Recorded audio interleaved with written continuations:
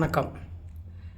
இந்த மனிதர்கள் நாம் வாழ்க்கையில் மெத்த படித்து எவ்வளோ பெரிய உயர் பதவிக்கு போனாலும் போன பிறகு நம்மளுடைய பதவிக்கு தகுந்த மாதிரி அதிகாரம் இருக்குங்க.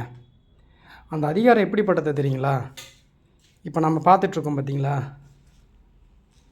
சதுரங்கம், அது ஆங்கிலத்தில் செஸ் போர்டு காயின் அப்படின்னு சொல்லுவாங்க பார்த்தீங்களா.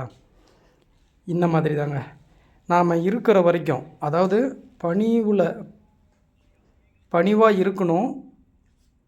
அப்படி இல்லாத அதிகாரத்தின் பிடியில் நாம் இருந்தோம் அப்படின்னு நினைக்கும் பொழுது, அப்படி இருக்கிறோம் அப்படின்ற ஒரு எண்ணத்தில் தனக்கு கீழே வேலை பார்க்குறவங்கள தங்களுடைய அதிகாரத்தாலேயே நாம் வேலை வாங்கிட்டுருக்கோம் அப்படின்னு நினச்சோம்னு வச்சுக்கோங்களேன். ஒரு சில பேருக்கு மட்டும் சொல்கிறேன், எல்லாருக்கும் இல்லை.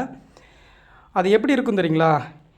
இந்த சதுரங்கத்தில் விளையாடுகின்ற இந்த சதுரங்க விளையாட்டில் விளையாடி முடித்த பிறகு என்ன நடக்கும் தெரியுங்களா? இப்போ பாருங்கள், நான் சொல்கிறேன் பார்த்தீங்களா, இது ராணி இல்லையா? இது ராணி. இந்த ராணிக்கு எவ்வளோ பெரிய ஆற்றல் இருக்குது இந்த விளையாட்டில் அப்படிங்கிறது எல்லாருக்கும் தெரியும்.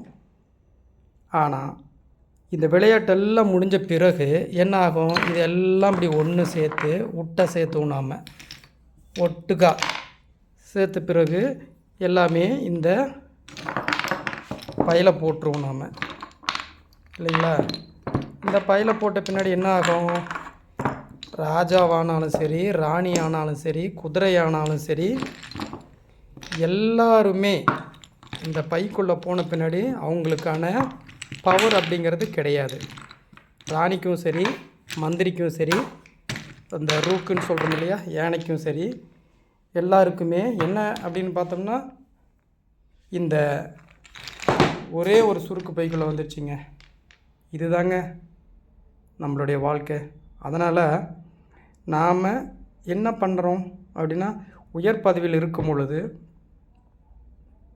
மனிதாபிமானத்தோடு அல்லது மனிதாபிமானத்தின் அடிப்படையில் நம்மளோட அதிகாரத்தின் வேலைக்கு உட்பட்ட வேலைகளையும் செய்வோம். எல்லாரையும் மனிதாபிமானத்தோடைய மதிப்போம்.